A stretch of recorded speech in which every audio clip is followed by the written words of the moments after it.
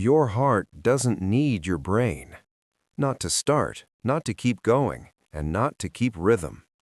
Cut every nerve connection between your brain and your your heart will keep beating on its own.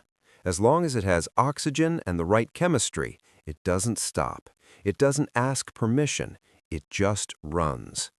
That's not a metaphor. That's the actual biology. And understanding how it works might be one of the most important things you can do for your cardiovascular health. Section 1. The built-in pacemaker. Deep inside your right atrium sits a small cluster of specialized cells. This is the sinoatrial node, the SA node, and it is your heart's natural pacemaker. Every 60 to 100 times per minute, it fires an electrical signal on its own, no instruction required. That signal travels across both upper chambers of the heart, reaches a second node called the AV node, and then shoots down into the lower chambers, triggering the contraction that pushes blood through your body. This electrical cascade is called the cardiac conduction system, and it runs continuously, automatically, from the moment your heart forms in the womb. Brain activity can influence it. Stress can speed it up, deep breathing can slow it down, but the heart doesn't depend on those signals to function. Remove the brain from the equation entirely, and the SA node keeps firing. Section 2. What this looks like in practice. This isn't theoretical.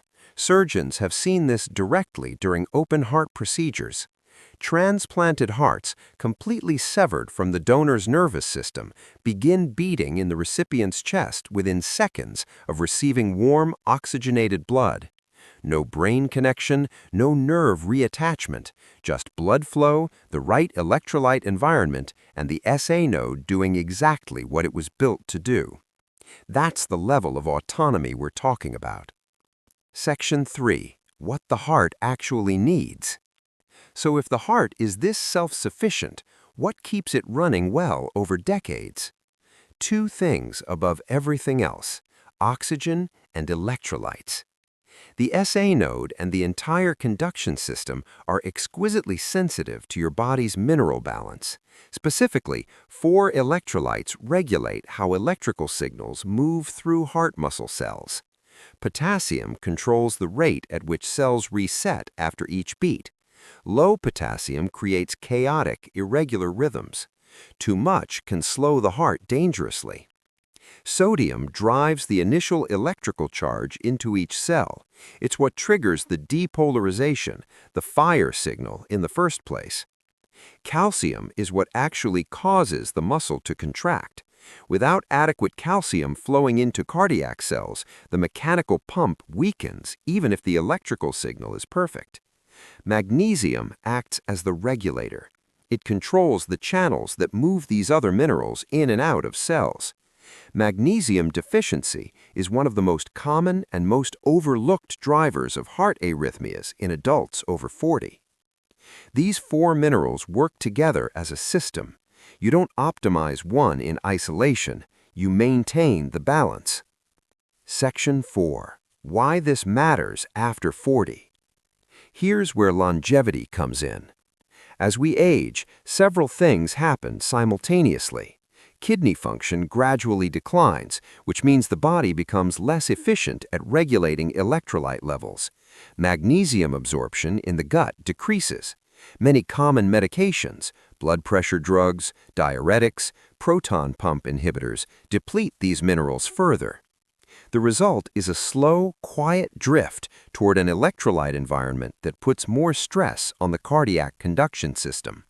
Not immediately dangerous, but cumulatively, over years, it raises the risk of arrhythmias, elevated resting heart rate, and reduced heart rate variability, one of the strongest markers we have for long-term cardiovascular health.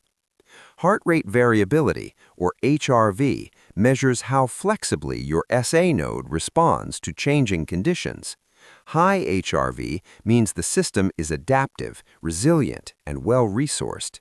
Low HRV is associated with increased all-cause mortality, and electrolyte status is one of the most direct levers you have on that number. Here's the takeaway. Your heart is not a passive organ waiting for instructions. It is an autonomous electrical system with its own timing, its own rhythm, and its own survival logic. But autonomous doesn't mean invincible. It still runs on raw materials. It still depends on the mineral environment you create through what you eat, how you hydrate, and what you put in your body every single day. Getting your electrolytes right, particularly magnesium and potassium, isn't a supplement trend. It's basic maintenance for a system that has been running without pause since before you were born. Support the system, and it will support you for decades longer. If this changed how you think about your heart, subscribe. We break down the science of longevity like this every week. And if you want to go deeper, the next video on cardiovascular health is right here.